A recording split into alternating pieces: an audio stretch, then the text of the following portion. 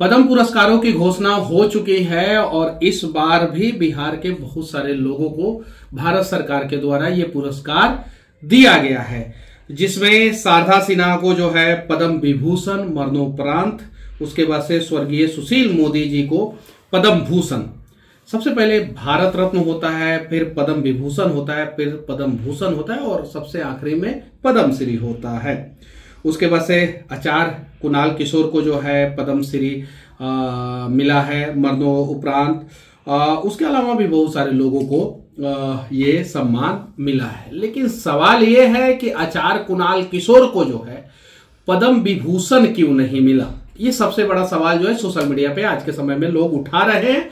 और आचार्य कुणाल किशोर ने बिहार के लिए उतना काम किया है। देखिए, Sharda Sinha no doubt one of the best singer in Bhojpuri industry, Hindi में भी उन्होंने बहुत सारा गाना गाया, लेकिन सामाजिक कल्याण में उनका कितना बड़ा योगदान था शारदा सिन्हा का, उनसे कहीं लाख गुना बड़ा योगदान जो है वो आचार्य कुणाल किशोर का था। नो डाउट आचार्य कुणाल किशोर को पद्म विभूषण मिलना चाहिए, सुशील मोदी को पद्म भूषण मिला। एक और सवाल जो है सोशल मीडिया पे खड़ा किया जा रहा है कि आखिर इन सब चीजों के बीच में मोदी जी कैलाशपति मिश्र को क्यों भूल गए। आखिर वही कैलाशपति मिश्र जिनके नाम पे जो है भारतीय जनता पार्टी कार्यालय में जो है सभागार है, जिसमें सबसे ज्यादा मीटिंग होता है। कैलाशपति मिश्र को कांग्रेस के सरकार के दौरान जो है कोई भी सरकारी सम्मान जो सरकार के द्वारा दिया जाता है, केंद्र सरकार के द्वारा दिया जाता है या राष्ट्रपति के द्वारा दिया जाता है, वो नहीं दिया गया। कैलाशपति मिश्र को जो है बिहार की राजनीति में भीष्म पितामह कहा जाता है और कैलाशपति मिश्र को जो है विपक्षी नेता भी कहते थे कि वो मर्यादा में रह के राजनीति करते थे और विपक्षी भी अगर मदद के लिए जाते थे उनके पास तो वो मदद करते थे। और भारतीय जनता पार्टी को बिहार में खड़ा करने में सबसे बड़ा योगदान जो है कैलाशपति मिश्र का है। तो फिर कैलाशपति मिश्र को क्यों भूल गया। इतना बड़ा राजनीति हस्ती और उसके बावजूद जो है दो राज्य के वो गवर्नर भी रहे और उन्हें कोई भी जो है नागरिक पुरस्कार जो है भारत सरकार के द्वारा नहीं दिया गया।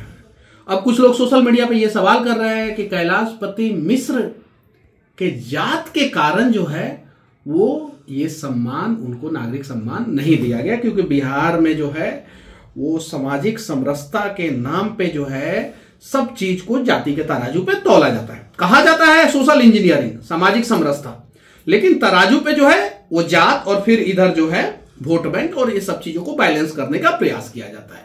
बाकी बिहार की राजनीति में सामाजिक समरसता और सोशल इंजीनियरिंग पिछले 35 साल में कहीं से भी नहीं देखने को मिलेगा, चाहे वो लालू प्रसाद यादव और राबड़ी देवी मुख्यमंत्री हो 15 साल और उसके बाद से जो है नीतीश कुमार जी और जीतनराम मांझी मुख्यमंत्री हो, नहीं देखने को मिलेगा। कैलाशपति मिश्र के लिए जो है बिहार सरकार ने कभी क्यों नहीं रेकमेंड किया। और हाँ, आचार्य कुणाल किशोर के लिए जब पद्म विभूषण के लिए जो है बिहार सरकार ने रेकमेंड किया तो पद्म श्री क्यों दिया गया।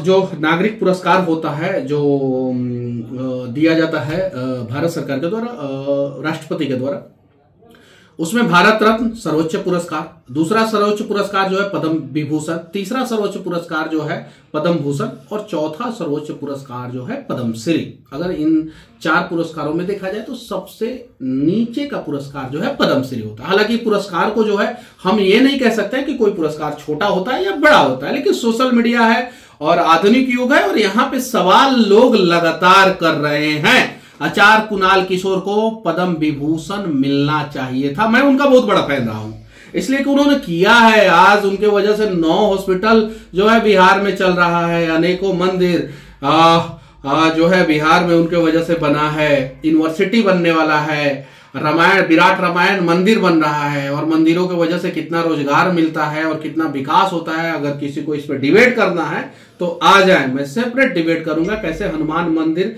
एक मंदिर जो है वो 9 अस्पताल जो है वो बिहार में चला रहा है और एक अस्पताल में जो है एक दिन में जो है 5-5 हजार मरीजों का इलाज होता है सिंगल डेज में।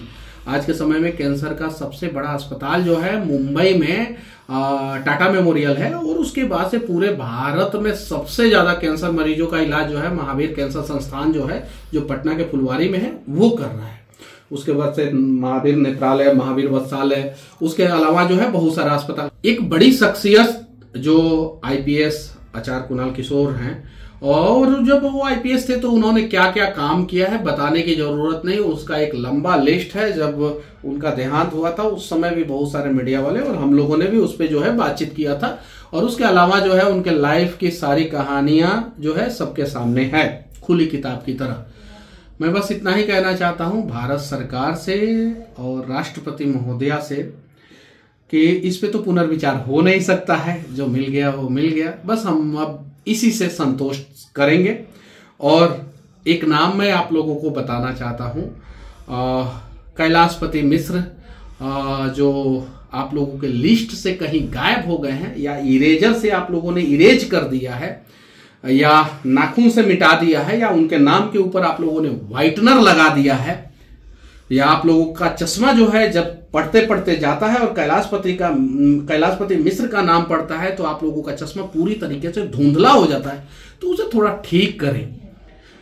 और फिर जो है आप देखेंगे कि कैलाशपति मिश्र को भी जो है भारत का जो सर्वोच्च 4 पुरस्कार है, नागरिक पुरस्कार है, उसमें से कोई ना कोई एक, मैं भारत रत्न नहीं कह रहा हूं, लेकिन पद्म विभूषण, पद्म भूषण, पद्म श्री उन्हें तो मिलना चाहिए।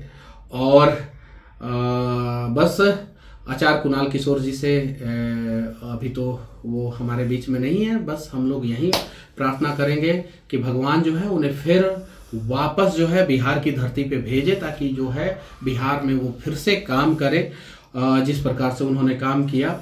और बस कोई सम्मान छोटा नहीं होता है, लेकिन कभी कभी ये छोटा लगने लगता है। बाकी इन पुरस्कारों के बारे में आप लोगों का क्या राय है? पत्रकारिता के क्षेत्र में जो है ये पुरस्कार किसको मिलना चाहिए? मेडिकल के क्षेत्र में ये पुरस्कार किसको मिलना चाहिए? कला और संस्कृति के क्षेत्र में ये पुरस्कार किसको मिलना चाहिए? आचार्य कुणाल किशोर जी को जो है कौन सा पुरस्कार मिलना चाहिए? और कैलाशपति मिश्र का नाम जो है इन पुरस्कारों के लिस्ट से कैसे गायब हो गया? कमेंट बॉक्स खुला है, आप लोग अपना स्वतंत्र राय जरूर रखें। बाकी आज 26 जनवरी है, गणतंत्र दिवस की आप सभी को ढेर सारी शुभकामनाएं। खुश रहें और देश की तरक्की में आप सभी लगातार योगदान दें। जय हिंद।